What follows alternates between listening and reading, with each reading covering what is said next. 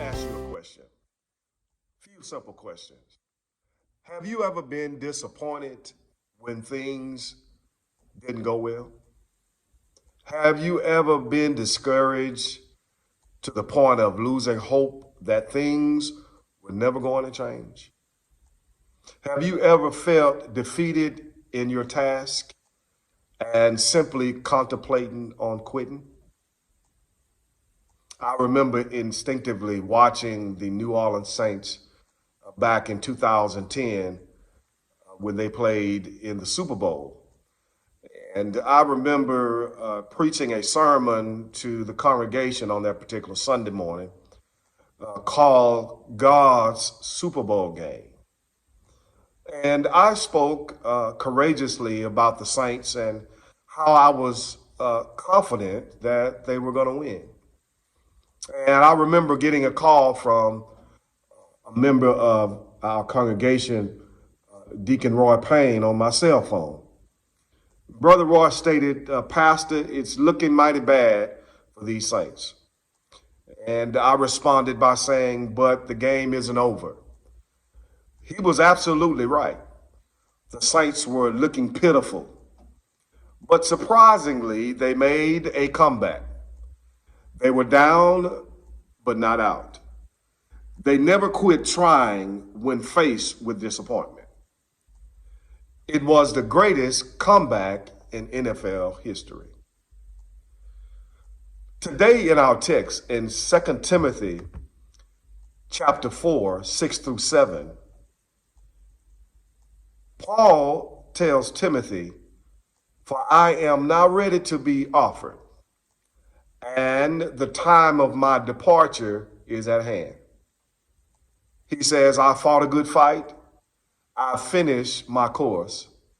I have kept the faith." In other words, Paul had the same sentiments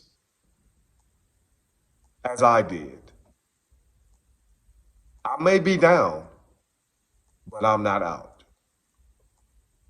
As we move and maneuver in ministry, expect to be knocked down, but don't let him take you out.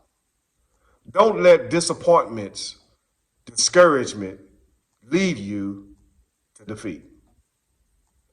In 2 Timothy chapter 4, we read how the time had come for Paul. In fewer than 100 words, he shares with us the hardship of the present, the heartbeat of his past, and the hope he holds for the future. In this brief passage, Paul reflects on his life and ministry. He looks around, he looks back, and then he looks ahead with the finish line in sight. As he picks up the pace, Paul sums up his dynamic life and his hope in death.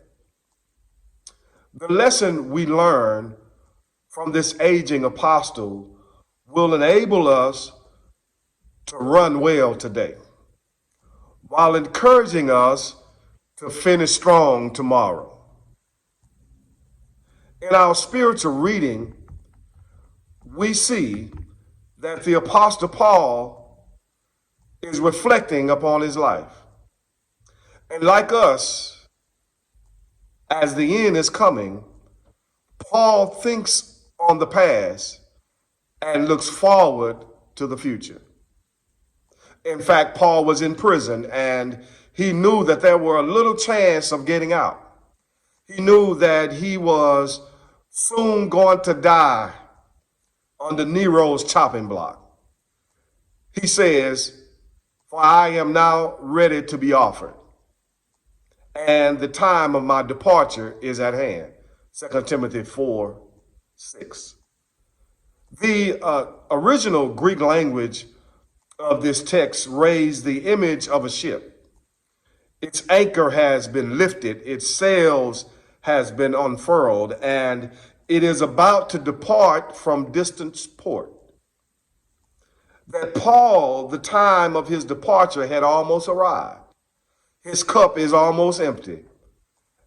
and almost all the sands of time allotted to him has run through the hourglass. So he prepares to pass his baton to his protege, Timothy. And he explains to Timothy ministry wouldn't be as easy as expected. The Apostle Paul's ministry brought difficulties, disappointments, and even discouragement, but he never quit. He never let it take him out of the work that God had called him to do. And at the end of his life, he was able to write, "For I am now ready to be offered, and the time of my departure is at hand. I have fought a good fight. I have finished my course. I have kept the faith." 2 Timothy 4, 6 through 7. Paul, knowing that he would soon be executed by Nero, he wrote this final epistle to prepare his successor Timothy to fulfill and complete his own ministry after passing of his mentor. Through the letter written to this young preacher, Paul helps prepare us to meet difficult challenges, disappointments, and discouragements of ministry. In this letter, Paul advised Timothy to expect disappointing and even discouraging situations in the future. They would try to knock him down, but encouraged him, don't let them knock you out. There are 3 points I want to make concerning this text. The first point I want to make is that ministry brings unrealistic expectations. Why would Paul refer to difficulties of ministry when Timothy needed encouragement? I suggest that unrealistic expectations are often the cause of latter discouragement or defeat. In order to be truly prepared for ministry in the real world, whether on a church staff as a deacon or a layperson or perhaps a missionary, we must expect ministry to be often difficult and sometimes discouraging. Understanding the simplicity of ministry is imperative. Ministry is the giving up of everything, expecting nothing in return. You see, you don't expect a pat on the back or even a thank you. You do it out of love and for nothing else. Jesus teaches us that the first and greatest command was to love God, our Father, with all of our hearts and our souls and our strength, Matthew 12 and 30. But he then added the second greatest commandment was to love our neighbor as ourselves, and that the law and teaching of the prophet hung on these 2 commandments, Mark 12 and 31. Ministry is not a visiting the sick and shut in, although that can be ministry. Ministry is not preaching from the pulpit, but it certainly can be. Ministry is not teaching a Sunday school class, but it can be. What is ministry? It is letting God use you for the spreading of his word and permissive will. Supporting the needs of the church can be a ministry if you do it for the glory of God. Cutting the yard at a needy person's house can be a ministry if you do it for the glory of God. Are you catching on now? People can visit the sick and shut in, but if their hearts is not in the right place, it's just an action. People can preach from the pulpit, but if their hearts are not right, it's just words. People can teach Sunday school, but if their hearts is not in it for God. The first point is that ministry brings unrealistic expectations. And then secondly, ministry brings unbearable exhaustion. What kind of suffering was Paul calling Timothy to accept and share? Paul experienced a serious ministry oxymoron.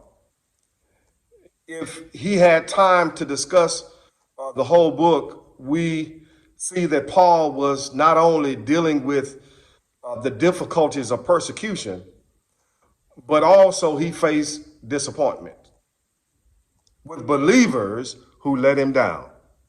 2 Timothy 1:15 says that everybody in Asia turned away from Paul. 2 Timothy 4:10 says that Demas deserted him because he loved the present age. And in 2 Timothy 4:16 says that all deserted him when he went to court. How discouraging it must have been to look around and see that his co-laborers were no longer there, that his friends were missing in action when the situation became risky and unbearable. Moreover, Paul warns Timothy about people such as Alexander and Philistus, who opposed him or strayed from the truth. He forewarned him to stay away from the troublemakers in the church. Ministry was hard, and there were people who disappointed him, and others obstructed his work. At the beginning of both chapters 3 and 4, Paul alerts Timothy that things would get even worse in the future. Paul warns him to expect the unraveling of persecution. Timothy faced many of the same challenges we face today. He was faced with disappointment with the church people, even leaders, lack of support when it is needed, and the lack of visible results. Paul, over and over, essentially said to Timothy, it may appear hopeless and you might get knocked down, but don't be counted out. All of us get knocked down every now and then, but you're not in it alone. Elijah was knocked down when he ran out of town because of Jezebel, but God lifted him up. Nehemiah was down after the people tried to stop the rebuilding of the temple, but God lifted him up. Isaiah was down after his uncle King Uzziah died, but God lifted him up. Ezekiel was down when he saw the dry bones in the valley, but God lifted him up. Hosea was down after he married a woman of whoredom, but God lifted him up.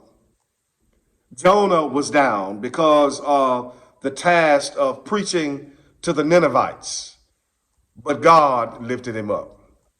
Peter was down before he was converted, but God lifted him up. If you're down and out, remember that God is a lifter. How was Timothy to make it through such a hard time and not give up?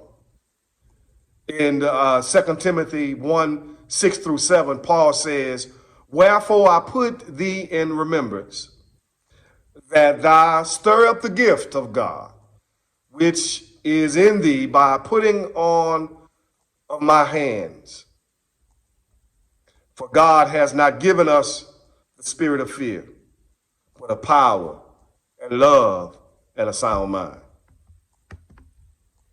Here at the outset of this letter, Paul reminds Timothy of God's gifting and calling.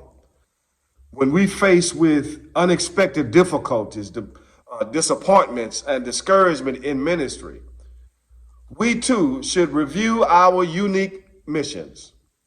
Paul knew his God so well that he expected God to turn any situation around, no matter how much it looked like a loss, and use it as a victory. That meant that he not only remembered his call and the one who called him, but he also entrusted the disappointments or the discouraging situations to God, expected him to turn it around. When you're faced with discouragement, I don't care what it is, do what Paul did. Remember your call and know the one who called you. Then you too can entrust your situations to God, knowing his character and his promises so that you are down, but you're not out. Ministry brings unrealistic expectations. Ministry brings unbearable exhaustion. And then lastly, ministry brings unspeakable joy. Finally, Paul, knowing that the end is near, he thinks on the past. He doesn't think in terms of financial gain or losses, children or parties or weddings or funerals.